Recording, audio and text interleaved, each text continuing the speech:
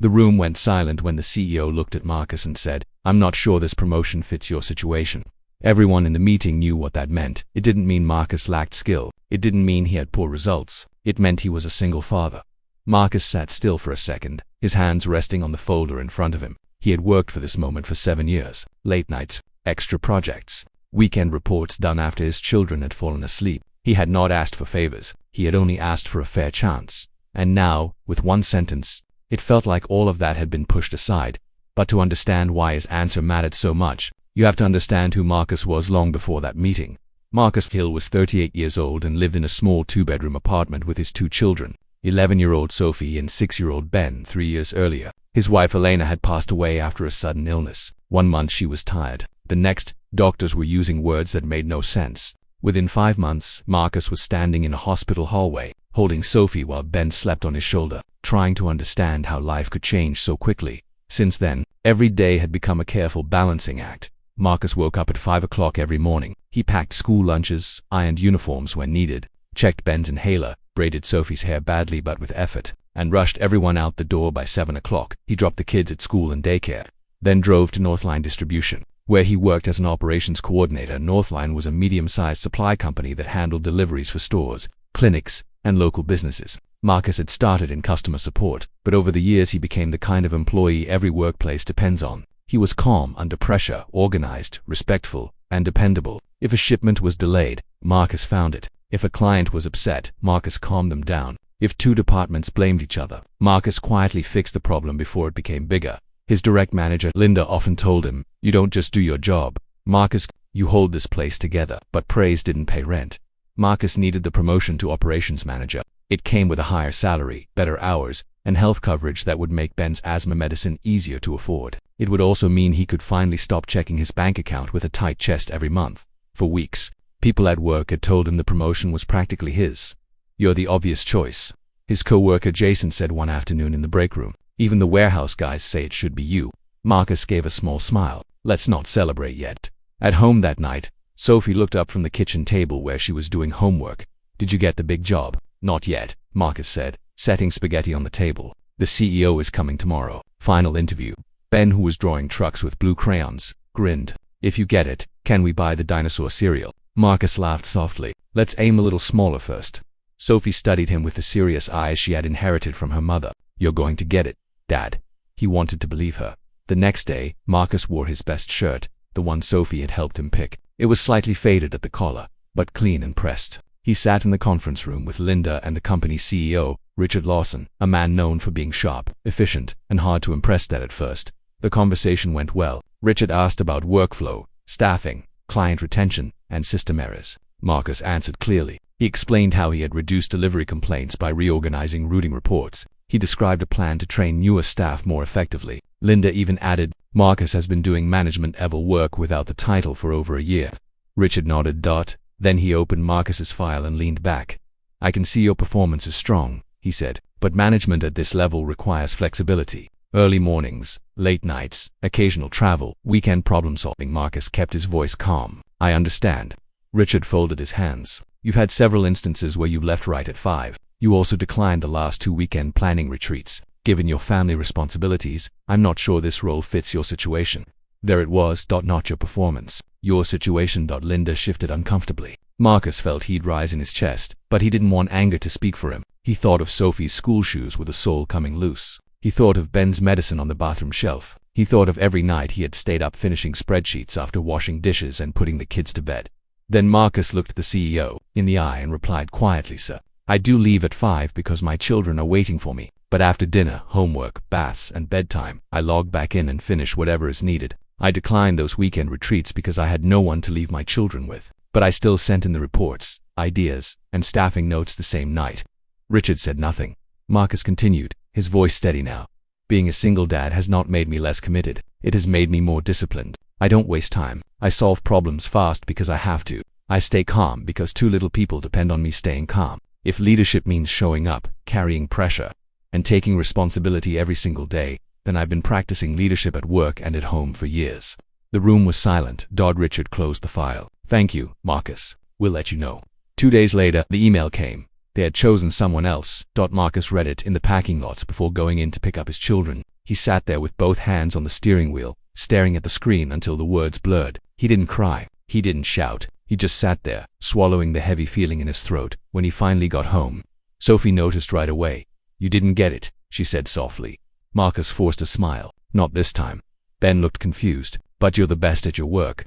Marcus pulled him gently into his arms. Sometimes being the best isn't enough right away. But that night, after the children were asleep, Marcus sat alone at the kitchen table in the dark. A single bill lay open in front of him. Rent was due in 6 days. Ben's inhaler refill was needed by Friday. The refrigerator hummed softly in the silence. He lowered his head into his hands, and for the first time in months, he allowed himself to feel how tired he really was. The weeks after the promotion decision were harder than Marcus expected. The new operations manager, Kevin, was younger, polished, and always available. He had no children, no visible complications, and a confident way of speaking in meetings. Richard, the CEO, clearly liked him. At first, Marcus told himself to stay professional and move on. But the truth was more painful. Kevin often came to Marcus for help. "How do you handle the Westroot complaints? Can you explain this staffing sheet? Do you know why this client always asks for you?" Marcus answered every question. He trained the man who had received the job he should have had. He did it because he needed the paycheck at home. Life offered no space for self-pity. One morning, Ben started coughing before school. The tight, wheezing cough Marcus knew too well. He rushed to the bathroom for the inhaler, knelt beside him, and waited until his breathing settled. Marcus still made it to work only 8 minutes late. But the day had already started with fear. That evening, Sophie brought home a school letter about a science camp. She tried to sound casual. "It's okay if I don't go," she said. Placing the paper down without looking at him, Marcus picked it up. The fee was more than he had expected. "You want to go?" he asked. She shrugged. "Everyone else is going." He looked at the calendar, the bills, the grocery list, and then back at her. "Let me see what I can do." She nodded, but he could tell she already knew what "let me see" usually meant. A few days later, the babysitter who had helped him twice a week said she was moving away. Marcus thanked her politely, then stood in the hallway after closing the door, wondering how he would cover late meetings now. At work, the pressure kept growing. Kevin had ideas, but little patience. He changed routes too quickly, ignored warehouse concerns, and created confusion with a new delivery tracking process. One Thursday afternoon, Linda pulled Marcus aside. "I need you to take a look at the clinic account," she said in a low voice. "They're threatening to leave." Marcus opened the report and immediately saw the problem. 3 medical supply deliveries had been misrouted in 1 week. Kevin had approved the new schedule without checking truck capacity. Marcus stayed late fixing it. He called drivers, updated clients, and rebuilt the schedule. He didn't leave the office until nearly 8. By then he had already called Sophie, who was home with Ben, 3 times. "Are you both okay?" he asked when she answered. "We're fine," Sophie said, trying to sound older than 11. Ben ate his sandwich. "I helped him with spelling." Marcus closed his eyes for a second. "I'm sorry, sweetheart. I'm coming." When he got home, Ben was asleep on the couch with one sock off. Sophie had left her own homework unfinished. Marcus covered Ben with a blanket, then sat beside Sophie at the table. "You shouldn't have to do this," he said. She looked at him carefully. "I don't mind helping. I know, but you're still a kid." For a moment, she stayed quiet. Then she asked the question he had been dreading.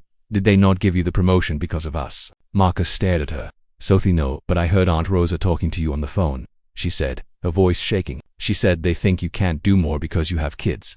Marcus felt something break inside him. Sophie's eyes filled with tears. "If me and Ben weren't here, maybe things would be easier for you." He moved fast then, kneeling in front of her chair. "Listen to me," he said, holding her hands. "Never say that again. Never. You and Ben are not the reason my life is hard. You are the reason I keep going. Do you understand me?" She started crying, and he pulled her into his arms. "I'm sorry," she whispered. "You have nothing to be sorry for." That night was the lowest point after putting both children to bed. Marcus went into the bathroom, shut the door, and let the tears come. Not loud, not dramatic, just quiet tears from a man who had been strong for too long. He looked at himself in the mirror and barely recognized the tired face staring back. Then his phone buzzed. It was an email from Richard. "Lawson need you and Kevin in the executive meeting tomorrow. Be prepared to explain ongoing client instability." Marcus stared at the message. He could have answered with a simple noted. He could have swallowed the frustration again and said nothing, but something in him had changed. Maybe it was Sophie's words. Maybe it was the bathroom mirror. Maybe it was the deep, weary truth that silence had protected everyone except him.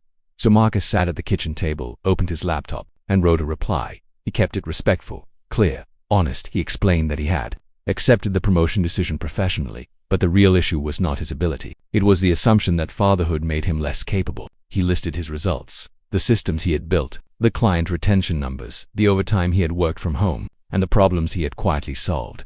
Then he wrote the part that came from his heart. I understand that leadership requires responsibility, consistency, and sacrifice. Those are exactly the qualities my life has forced me to strengthen. I do not ask for special treatment because I am a single father. I ask not to be overlooked because of it. If my work is not enough, I will accept that. But if the concern is simply that I raise my children alone, then the decision is not about my performance. It is about a misunderstanding of what strength looks like. Marcus read the email twice, then, with shaking fingers, he pressed send. He sat back in the silence of the apartment, feeling exposed and terrified. And in the other room, Ben began coughing again. Marcus stood up immediately and ran to him. Marcus barely slept that night. Ben's coughing settled after a while, but Marcus remained awake, sitting beside his son's bed until dawn. His mind kept returning to the email. Part of him wondered if he had just ruined his career. Another part of him felt lighter for the first time in months. The next morning, he got the kids ready as usual. At breakfast, Sophie looked at him carefully. "You okay?" Marcus gave a tired smile. "I think so." When he dropped them off, Sophie hugged him a little longer than normal. "Good luck today." At work, the executive meeting began badly. Richard was there. Kevin was there. Linda was there. So were two senior directors. The atmosphere was cold, formal, and tense. Richard began with the clinic account and recent delivery failures. Kevin tried to explain the new routing strategy, but his answers were vague. The directors asked hard questions. Numbers were missing. Timelines didn't match. Finally, Richard turned to Marcus. "You've been involved in correcting these issues. What's your view?" Marcus took a breath and spoke plainly. He explained what had gone wrong, what needed to be repaired, and how the rushed changes had created problems across multiple routes. He showed the reports he had prepared the night before. He outlined a simple recovery plan: restore the previous delivery logic, retrain dispatch staff, and personally contact affected clients within 24 hours. The room changed. The directors leaned in. Linda nodded. Even Richard stopped interrupting. One of the directors asked, "Can this be fixed by Monday?" "Yes," Marcus said, "if we stop debating and start calling people." For the next 3 days, Marcus led the recovery, not because he had the title, but because he was the only one who truly knew how to stabilize the system. He called drivers, he apologized to clients, he rebuilt schedules, he even took work home and finished reports after the children were asleep. Sophie noticed one night she came into the kitchen and found him working at the table. "Are you fixing the company again?" she asked. Marcus smiled weakly. "Something like that." She walked over and placed a small note beside his laptop. Then she went back to bed.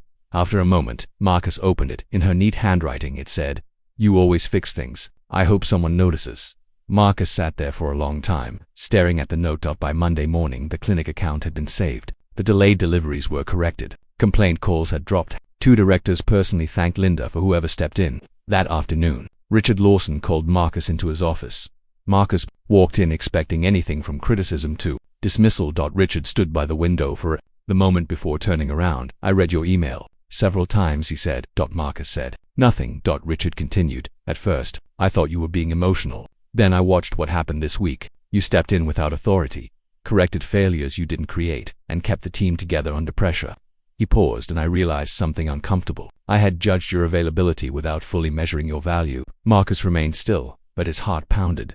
Richard gestured toward the chair. "Sit down, please." Marcus sat. Richard folded his hands. "When I saw that you left at 5, I assumed you lacked commitment. I didn't ask what happened after 5. I didn't see the second shift you were working at home. I saw your limits, but not your discipline." For a second, neither man spoke.